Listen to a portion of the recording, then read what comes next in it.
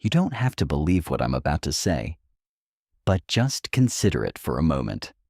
That memory of getting lost at an amusement park when you were 5, the panic of losing your mother's hand, the face of the balloon vendor. Every vivid detail still burned into your mind. That event might never have happened at all. And here's the terrifying part. You have no way of knowing the difference.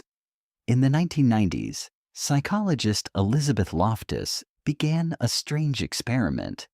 She told participants a handful of stories from their own childhoods. 3 were real. 1 was completely invented. The fake story was this: you once got lost in a shopping mall as a child. It never happened. Family members had already confirmed that. But days later, a quarter of the participants said something chilling. Oh yes, I remember that. Some even started adding details. An elderly man in a blue shirt who helped them. How hard they cried. Emotion attached to an event that never existed. But then something stranger happened. This wasn't a one-time result. Over the next 20 years, dozens of research teams around the world repeated the same method. False memories of committing a crime. False memories of being attacked by an animal. Even highly specific, violent false memories of being assaulted by police as an adult. And the results kept coming back the same. A significant number of participants remembered things that never happened. Here's what's easy to miss. These people weren't lying. They didn't know they were making it up. To them, the memory felt completely real. This is where everything changes. We tend to think of memory like a saved file, something recorded once like a video and stored exactly as it was. But neuroscientists discovered something completely different. Every time you recall a memory, your brain doesn't retrieve it. It rewrites it. It reassembles it from scratch every single time. And during that reassembly, your current emotions, the words you just heard, the photo you just saw, they all quietly slip in.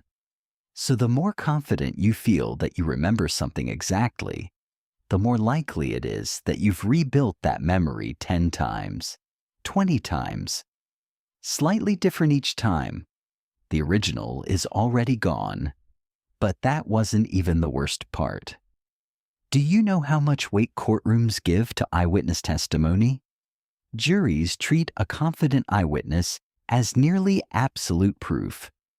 But when researchers analyzed cases in the United States overturned by DNA evidence, they found that over 70% involved wrongful convictions based on mistaken eyewitness testimony.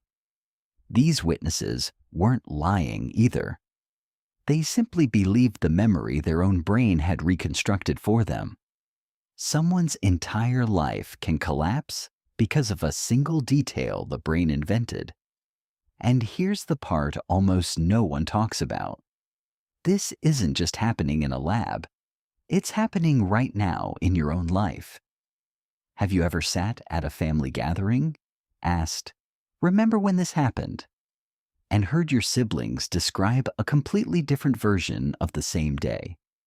Neither of you is lying.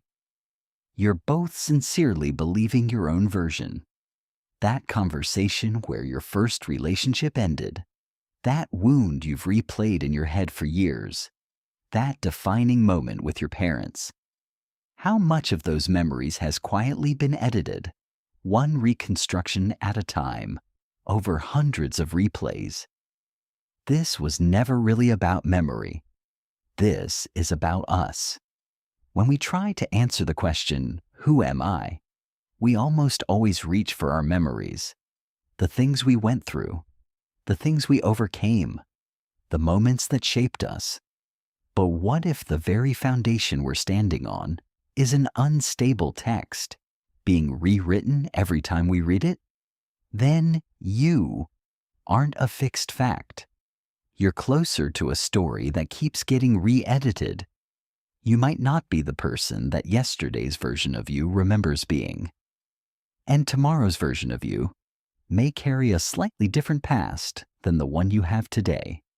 So the next time someone says, "This is just who I've always been," or the next time you think it about yourself, ask this instead: did that memory actually happen?